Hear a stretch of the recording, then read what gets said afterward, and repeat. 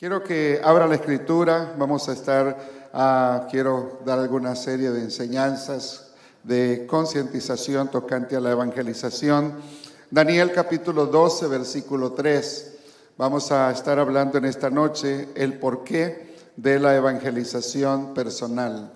El porqué de la evangelización personal. Libro del profeta Daniel, capítulo 12, versículo 3.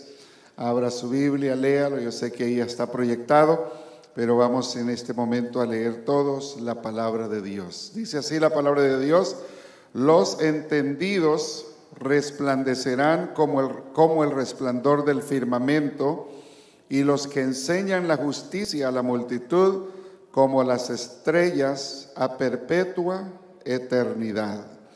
La palabra perpetua puede decir como siempre. Hay una traducción que dice: pero los maestros sabios que enseñaron a muchos a andar por el buen camino brillarán para siempre como las estrellas del cielo. Está hablando de que esas personas que enseñan a muchos a andar por el buen camino van a brillar como las estrellas cuando lleguemos a la eternidad.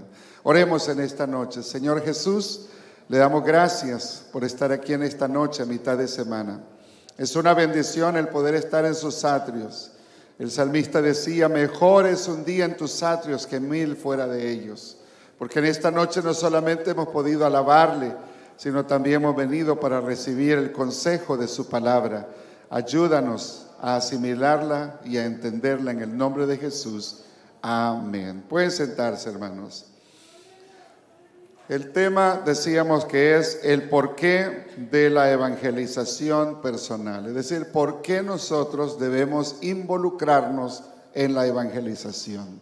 Por qué es importante que todos nosotros seamos parte de ese equipo evangelizador.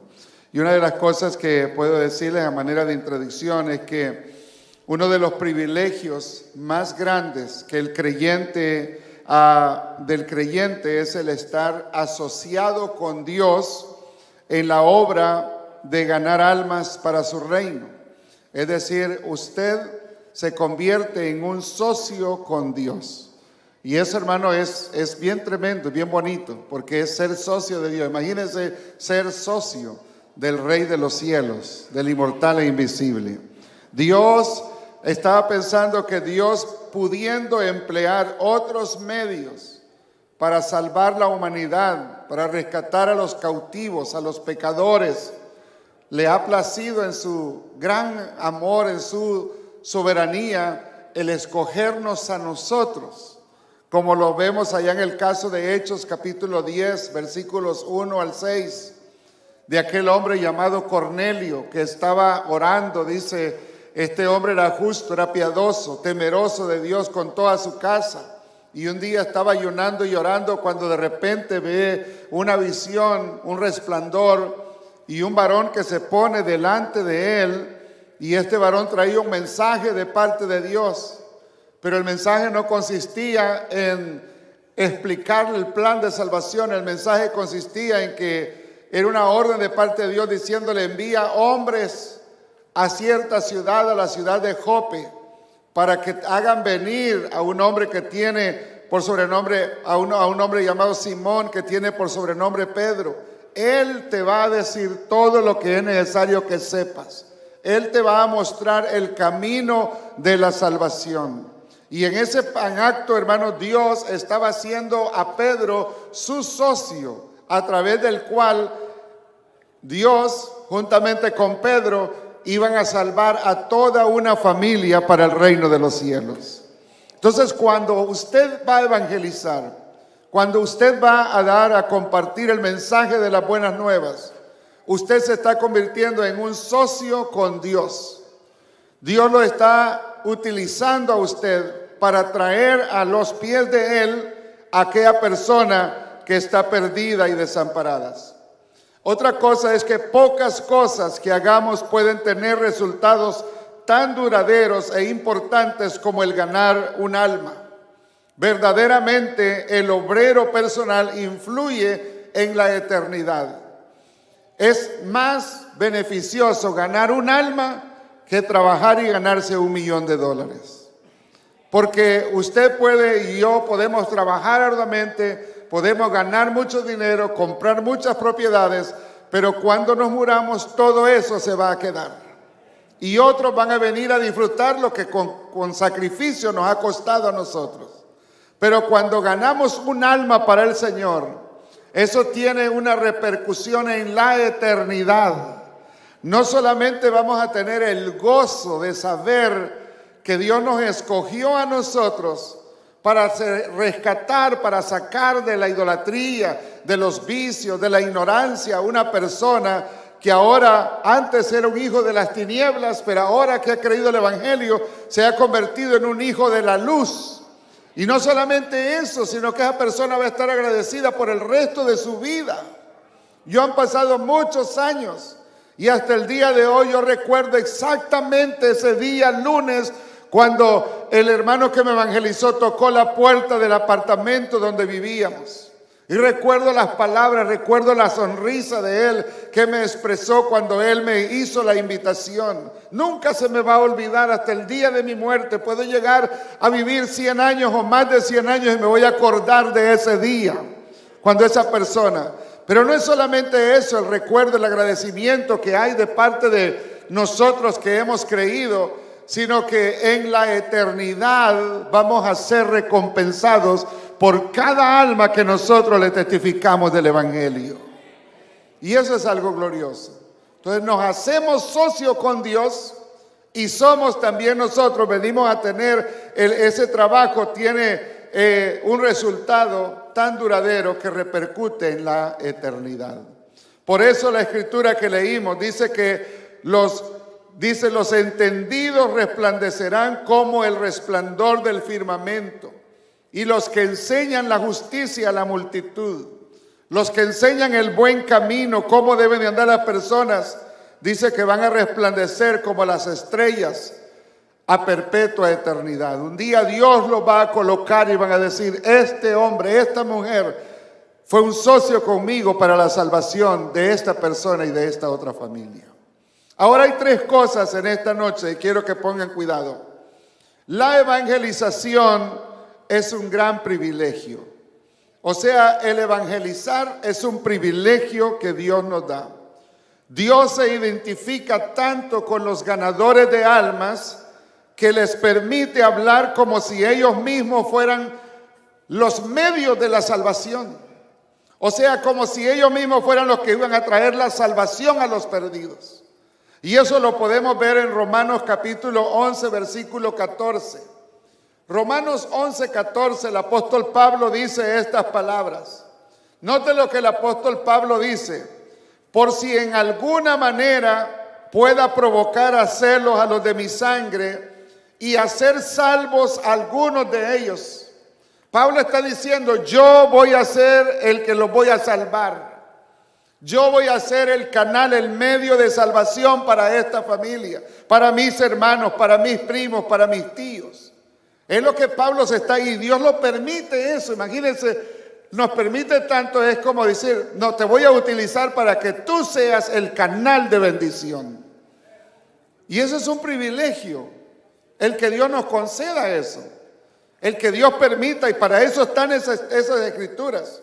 Dice el apóstol: para hacer salvos a algunos de ellos. Cualquiera lo lee y dice: pero Pablo no es el que los va a salvar, es Jesús el que los va a salvar. Sí, pero Jesús está utilizando a Pablo para salvar a estas personas. ¿No quiere ser usado usted por Dios de esa manera? No quiere decir: quiero ser ese canal de bendición para alguien. Ahora mire también en 1 Corintios capítulo 9 versículo 22. Hay otra expresión del apóstol Pablo que dice de la siguiente manera, 1 Corintios 9, 22. Me he hecho débil a los débiles para ganar a los débiles. A todos me he hecho de todos para que de todos modos, ¿qué dice ahí? Salve a algunos. Pero Pablo, ¿por qué te atreves a decir de esa manera?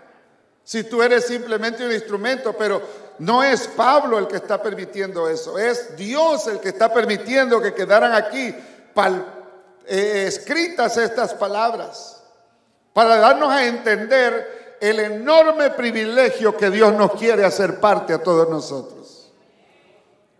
Llegar a ser ese canal de salvación para las almas perdidas. Sabemos que Pablo mismo no podía salvar a nadie, pero aún así Dios en su gracia le permitió usar este lenguaje a causa del modo tan cercano en que se vincula a sí mismo con los instrumentos humanos a través de los cuales Él impulsa su obra salvadora. Es decir, Dios les permite a esos instrumentos. Usted y yo venimos a ser un instrumento en las manos de Dios para salvar. Por eso dice el apóstol Pablo, es como si Dios rogase al mundo por medio de nosotros. Dios no va a venir a los pecadores y les va a hablar en voz audible. Dios no va a venir y les va a mostrar una visión de un ángel que desciende o un árbol que comienza a llorar, que ponen ahí una imagen o un retrato de la Virgen María o del santo fulano de tal y que esa imagen comienza a llorar. Esos no son los medios mediante los cuales Dios salva a las personas. Los instrumentos de Dios para salvar a las personas somos usted y soy mi persona. Somos nosotros que estamos aquí sentados en esta noche escuchando esta llamada, esta enseñanza. Entonces, hermanos, la evangelización es un privilegio. Un privilegio, digan todos, un privilegio. Cuando usted vaya a hablar a alguien, ya sea en el trabajo, en la casa, en algún lugar, en alguna tienda, en apartamentos, un vecino que usted le está imitando, considérese usted privilegiado, porque usted está poniéndose en las manos de Dios para ser su instrumento de salvación. Es como una persona que está en unas arenas movedizas que se está hundiendo. Y la única manera de sacar a esa persona que ya está con la arena movediza hasta aquí, se está hundiendo en un pantano, es extenderle una vara para que esa persona se agarre de la vara y con esa vara ayudar a esa persona a salir. Dios es el que decide salvarnos, pero Él en su misericordia toma varas y usted es esa vara a través de la cual Dios puede llegar a los pecadores. Gloria a Dios.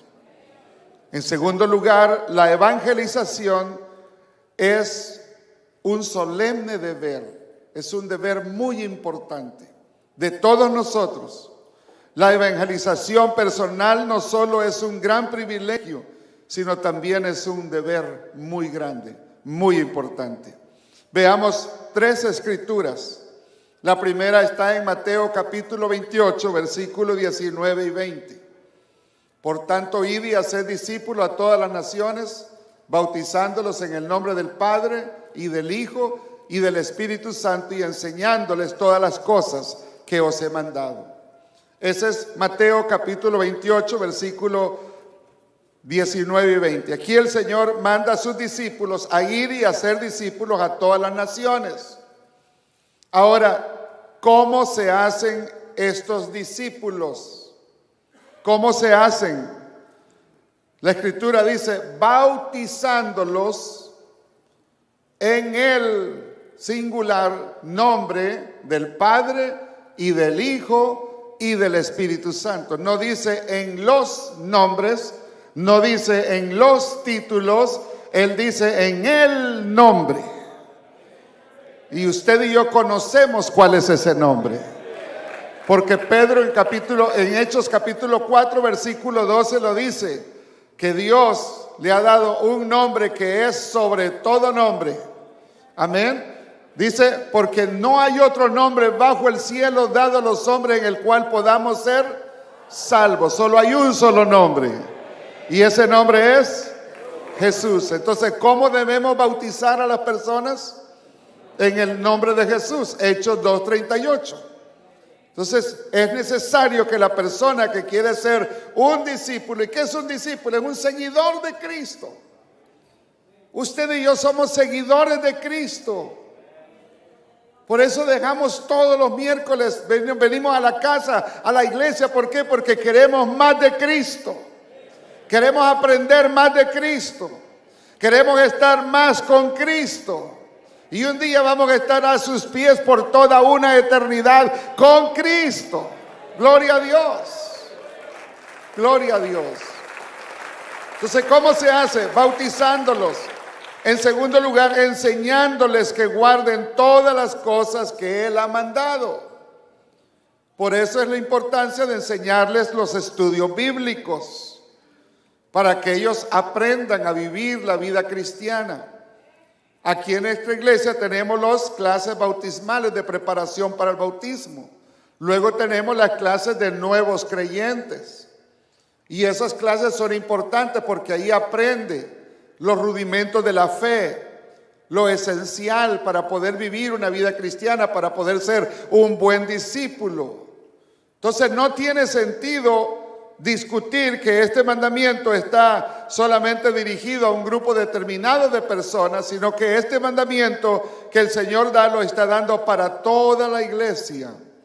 Y todos hemos recibido ese mandamiento de ir por todo el mundo y predicar el evangelio a toda criatura. Tenemos que ir y predicar. Esa es la misión de la iglesia, predicar a Cristo. Por eso es que a usted aquí no se le da un folleto y vaya allá y venda esta revista y regale esta revista. No, usted va a predicar a Cristo. Pablo dijo: me propuse no saber entre vosotras cosa alguna, sino a Jesucristo y a este crucificado. ¿A quién predicamos? A Cristo, a Jesús. Entonces, a eso se refiere. Hay otra escritura muy interesante que dice en Efesios capítulo 4, versículo 8, 11 y 12. En Efesios capítulo 4, dice el apóstol Pablo estas palabras. Dice: y por lo cual subiendo a lo alto llevó cautiva la cautividad y dio dones a los hombres. Dones son talentos, son carismas, son habilidades. Luego en el versículo 10 dice, el versículo 11, y él mismo constituyó a unos apóstoles, a otros profetas, a otros evangelistas, a otros pastores y maestros. Estos 5 ministerios que el apóstol menciona acá no son dones que se pueden comparar con los dones de Romanos 12 y Primera de Corintios 12, donde se habla del don de servir, del don de ayudar, del don de dar, del don de motivar, del don de palabra de ciencia, del don de hacer milagros. Estos dones que el apóstol Pablo menciona acá son individuos, son maestros, son personas que Dios dio a la iglesia. Y dentro de la iglesia Dios ha dado a estos hombres con ese talento, esa habilidad para poder enseñar y hacer lo que dice el versículo 12. Fueron dados estos dones, dice, a fin de perfeccionar a los santos para la obra del ministerio, para la edificación del cuerpo de Cristo. Entonces, los pastores, los maestros, los evangelistas, los profetas tuvieron una misión importante doble. Primero era perfeccionar a los santos para la obra del ministerio. Era enseñar cómo los santos podían involucrarse en el ministerio. Y de ahí lo importante que es estar en una enseñanza como la de esta noche. Porque aquí venimos para ser instruidos. ¿Cuál es nuestro objetivo? ¿Cuál es nuestra razón? Nunca debemos de perder el propósito de nosotros aquí en la tierra. Sí es bueno hablar de las bendiciones de Dios. Sí es bueno decir que Dios bendice, que Dios hace esto, que Dios hace lo otro. Pero nunca debemos desenfocarnos que la misión principal de nosotros es ser instrumentos de Dios para la salvación de las almas. Ese es el propósito, ese es el objetivo principal. Es bueno recibir de las bendiciones de Dios, es bueno escuchar y hablar de las bendiciones de Dios, pero estas vienen con una gran responsabilidad, que entre más se nos da, más se nos demanda. Y tenemos que cumplir, porque para eso fue dado estos dones, estos ministerios, estos hombres que fueron capacitados por Dios, dados por Dios. ¿Para qué? Para perfeccionar a los santos, para que se ocupen en la obra. No para que estén ahí simplemente de ociosos, no para que estén ahí dando problemas, no. ¿Sabía usted que la mayoría de personas que dan problemas en las iglesias son aquellas personas que están ociosas? Son aquellas personas que nunca se involucran en un ministerio. Son aquellas personas que nunca evangelizan. Y son personas que a veces están ahí, son piedras, hasta piedras de tropiezo para otros. Pero aquel que está ocupado, y especialmente en la salvación de las almas, sabe lo que cuesta ganar un alma. Entonces trata a las almas con amor, con cariño, con respeto. ¿Por qué? Porque sabe el valor que tiene cada alma. Y cuida las almas, y anima y motiva. ¿Por qué? Porque ha sido perfeccionado para hacer un trabajo. Y usted está siendo perfeccionado para hacer un trabajo. ¿Cuál trabajo? Salvar las almas. Y hay muchas maneras de salvar las almas. Y es un trabajo en conjunto. Unos van a traer las almas en las camionetas, otros ofrecen sus propios vehículos para traer las almas a la iglesia. Otros las reciben aquí con una sonrisa, abriéndoles la puerta. Otros desde el estacionamiento le están abriendo ahí, ayudándole para que se estacione de la mejor manera. Y mientras ellos entran al santuario, alguien se queda ahí cuidándole su vehículo. Todo es un trabajo en conjunto. ¿Por qué? Porque estamos siendo enseñados para la edificación, para la perfección, a fin de que seamos perfeccionados para la obra del ministerio. Y luego dice, para la edificación del cuerpo de Cristo. Estamos edificando una iglesia para el Señor. Trabajando, poniendo nuestro granito de arena, todos y cada uno de nosotros. Entonces, repito, estos dones que se mencionan acá no son talentos simplemente. Son hombres, personas, los pastores, los maestros, los evangelistas, los predicadores. ¿Para qué están ellos? Para perfeccionar a los santos para la obra del ministerio. Entonces, hermanos, de ahí que es muy importante lo que el apóstol Pablo dice en esta escritura. Dios ha dado dones a los hombres. Y si nos dio dones es porque cada uno de nosotros tenemos un ministerio que hacer. Usted tiene un ministerio. Yo tengo un ministerio. Cada uno de nosotros tenemos un ministerio. ¿Lo estamos ejecutando? ¿Lo estamos desarrollando nosotros el ministerio? ¿Estamos trabajando en el ministerio? Número 1, la salvación de las almas.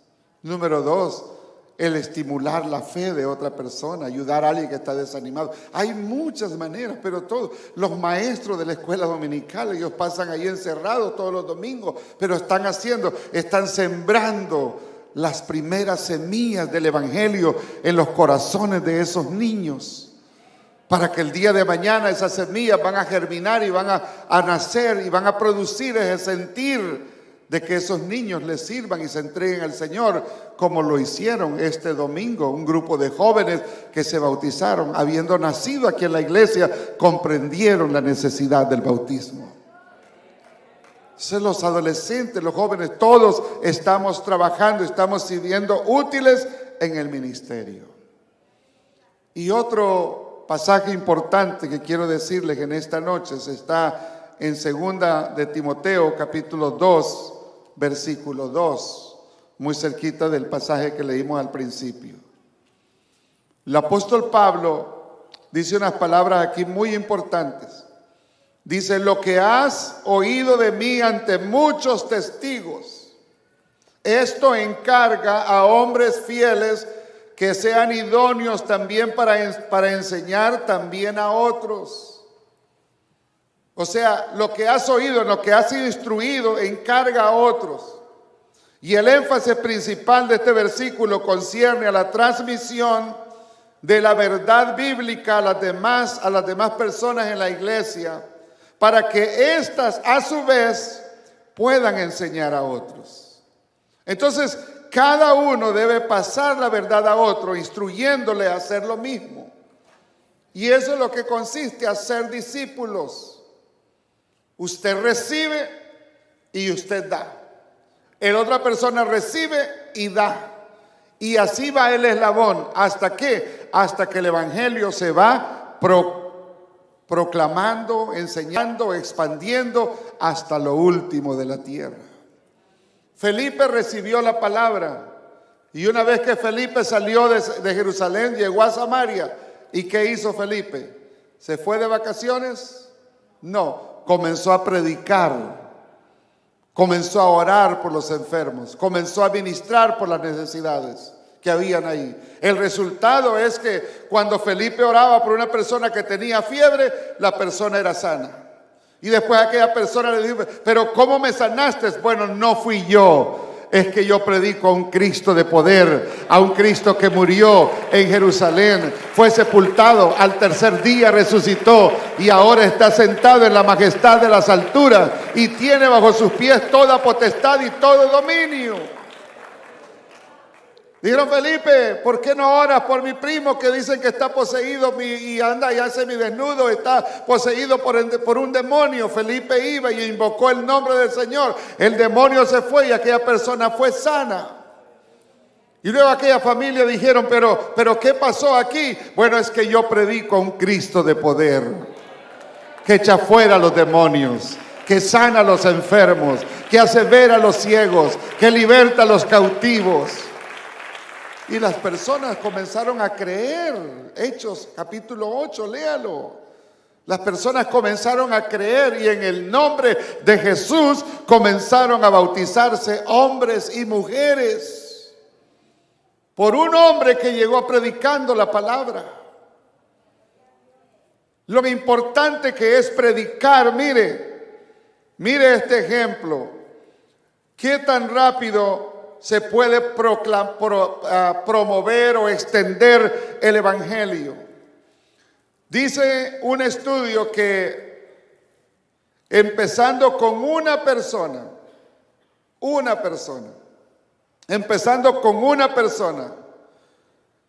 si el número de cristianos pudiera doblarse cada año, es decir, si en el primer año una persona gana a otro, para el segundo año, ¿cuántas personas van a ser? 2, ¿verdad? Y si esos 2 ganan a otro, para el tercer año, ¿cuántas personas van a ser? Van a ser 4. Para el tercer año, ¿cuántas personas van a ser? Van a ser 8. Y después se va multiplicando por 2. Aquellos 8 llegan a ser 16. Después llegan a ser, ¿qué? 32. Y se va multiplicando y multiplicando. Y dice este estudio que si una persona comenzara a ganar 1 al año, y esta otra persona que la persona ganó, porque recuerden, el texto dice, lo que has oído de mí ante muchos testigos, esto encarga a hombres fieles que sean idóneos para ganar también a otros. O sea, recibiste la palabra, recibiste la enseñanza, conociste que el bautismo verdadero es en el nombre de Jesús, pues no agarres esa verdad y escóndela. No. Publícala, transmítela, esfuérzate en ganarte uno, pero instruye a esa persona en la verdad, en el verdadero evangelio. Enséñale a esa persona cuáles son sus obligaciones como cristiano y sobre todo instrúyelo para que esa persona gane a otra persona. Instruye a hombre dice, lo que has oído de mí ante muchos testigos, esto encarga a hombres fieles que sean idóneos para enseñar también a otros, para que sean hábiles para ganar a otros. Entonces, si el primer año una persona se convierte y esa persona gana a alguien y lo vamos multiplicando, en un espacio de 31 años, el número de personas ganadas para el reino de los cielos vendría a ser a 2.147.000.000.000 483.648 personas salvas en 31 años. En 31 años. Si cada uno de nosotros nos propusiéramos ganar uno para Cristo. Por eso es que Jesús utilizó mucho las parábolas o las cosas naturales para enseñar verdades espirituales. Si usted toma un grano de trigo y lo siembra, ese grano de trigo o de arroz, ese grano en un lapso de 5 años, ese grano se va a multiplicar en muchos granos. Y si toma esos granos y los vuelve a sembrar, en un lapso de 5 años va a tener muchos cientos de kilos de arroz o de trigo por un solo grano que se multiplicó. Y eso es lo que Dios espera de nosotros, la iglesia, que nos multipliquemos. Yo les he dicho lo que Dios puso en mi corazón, orando aquí en este altar, 50 para fin de año. Yo creo que podemos pasar de los 50. Si todos nos esforzamos a ganar uno para Cristo. Y si, hermano, nos esforzáramos, digamos que no fuera el 100% lo que ganáramos uno para Cristo, pero digamos que fuera el 50%. Si somos 1000 personas y si 500 personas ganaran uno para Cristo, entonces si la asistencia es de 1000, para el siguiente año vendrían a ser 1500. Y para el siguiente año 2000 o 2500. Y yo creo que no tendríamos capacidad. Ahora, ¿qué vamos a hacer? Bueno, Dios va a decir qué es lo que vamos a hacer. O ponemos 2, 3, 4 servicios los domingos para almacenar la cantidad de cosecha. O el Señor se encargará de derribar paredes y hacer nuevas. Lo importante, lo que Dios quiere es que nosotros nos esforcemos en ganar almas para su reino. ¿Me explico, hermanos? El por qué debemos de ganar almas. ¿Por qué? Porque es un gran privilegio que Dios nos concede y a la vez también es un honor tan grande, porque los resultados los vamos a ver en la eternidad. Y si cada uno de nosotros nos esforzamos en ganar a otro, entonces, hermanos, vamos a estar cumpliendo la misión de la iglesia. La misión de la iglesia no es jactarnos de cosas materiales o qué hermoso santuario, qué hermoso sistema de luces o sonido tenemos. La misión de la iglesia es cuántas almas estamos ganando por año para el reino de los cielos. Y esas almas debemos de asegurarnos que reciban la adecuada instrucción para que ellos a su vez ganen a otro para Cristo. Porque cuando son bien plenamente instruidos, entonces ellos ganan a otros. De ahí que lo que dice el Salmo 126, versículo 6. Salmo 126, versículo 6 dice: irá andando y llorando el que lleva la preciosa semilla. ¿Mas qué va a pasar? Mas volverá a venir con regocijo. Dice, lleva la semilla, lleva una semilla. Pero ¿cómo va a venir? Va a venir con gavillas, con muchos ramos o gajos de trigo o de cebada. Pero no es fácil. Dice Eclesiastés capítulo 11, versículo 6. Eclesiastés 11, 6 dice: por la mañana siembra tu semilla y a la tarde no dejes reposar tu mano, porque no sabes cuál es lo mejor, si esto o aquello, o si uno y lo otro es igualmente bueno. O sea, nunca debemos de dejar, nunca digamos, no, esta persona ya le hablé muchas veces y nunca me ha querido aceptar la invitación. Pues síguele hablando. Que un día esa persona va a decir, bueno, tan necio eres que te voy a complacer, voy a ir a la iglesia porque tú me insistes tanto. Y ese día que vengan a la iglesia, el Espíritu del Señor va a estar ahí y lo va a tocar poderosamente. Hay que seguir insistiendo. Hay que seguir orando.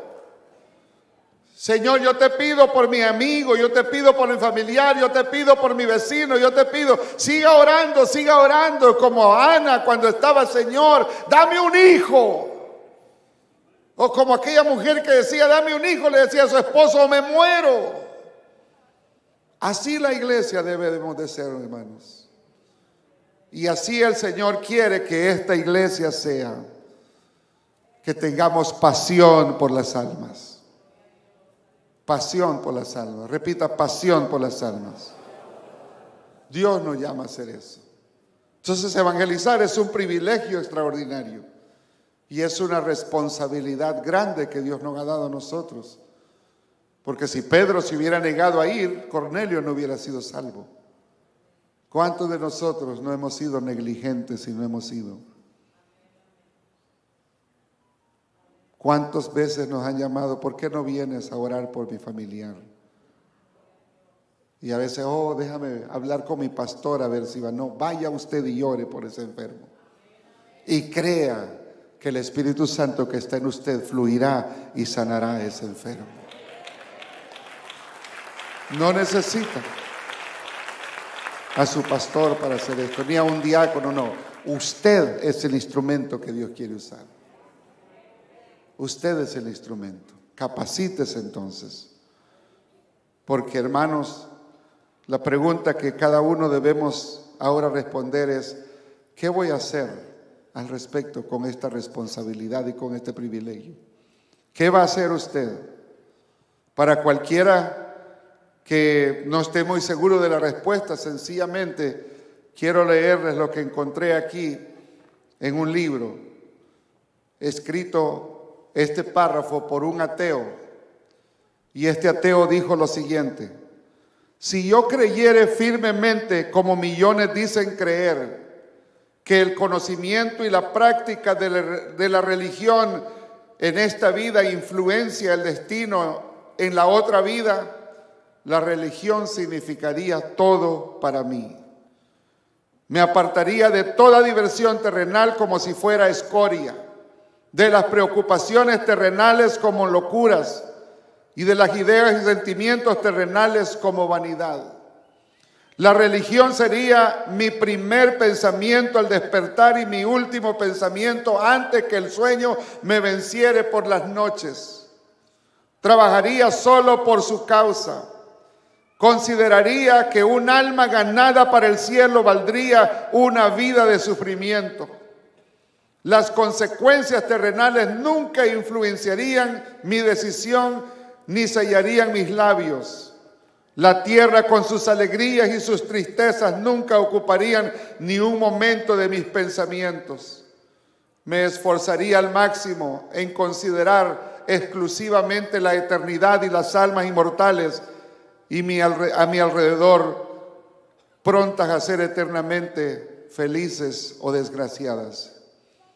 Y dijo este hombre: por el mundo predicaría a tiempo y fuera de tiempo, y el texto de mi predicación sería: ¿qué aprovecha el hombre si ganare todo el mundo y perdiere su alma? Eso lo dijo un ateo. Pero muchos tenemos la fe en el Señor Jesús y no estamos haciendo nada por la salvación de las almas. Un gran predicador, Charles Alexander, dijo estas palabras: la última cosa que el diablo quiere que hagamos es ganar un alma para Cristo. Si no lo crees, inténtalo.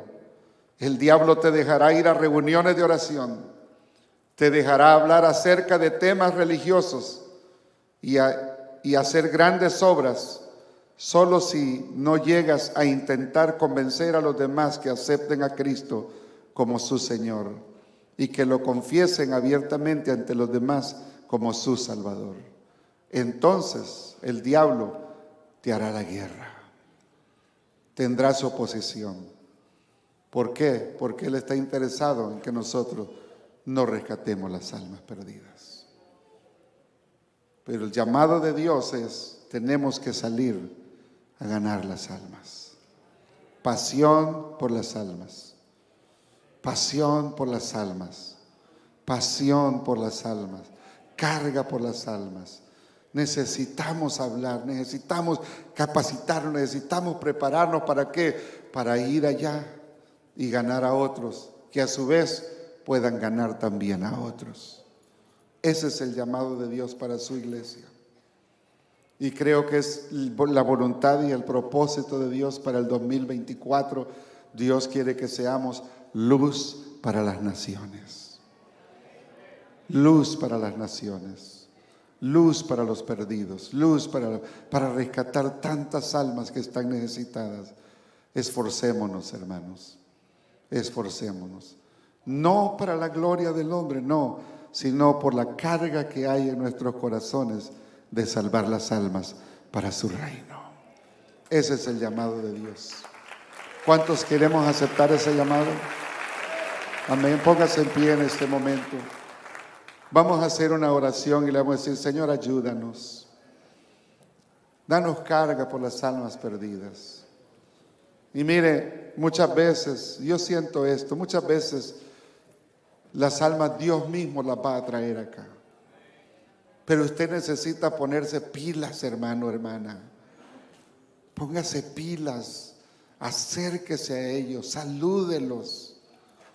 Déles una buena, calurosa bienvenida. Siéntese, saque un tiempo, investigue, hábleles con ellos, preséntese usted. Trátelos bien para que esas personas puedan decir: cuánto amor hay en esta iglesia, yo quiero ser parte de esta iglesia. Por el amor que nosotros expresemos a los perdidos. Yo quisiera que hiciéramos una oración y después vamos a cantar un himno muy bonito, el himno 102, trabajado. Hemos sido llamados para trabajar. Inclinen su rostro y dígale: Señor, dame carga por salvar un alma. Dígale al Señor: dame carga, Señor. Y esa carga se convertirá en la salvación, quizás de muchas almas. Señor Jesús, he compartido esta pequeña enseñanza a tu pueblo, porque así usted lo ha puesto en mi corazón. Señor, ayúdanos a entender, a comprender realmente el gran privilegio que tenemos de predicar tu palabra.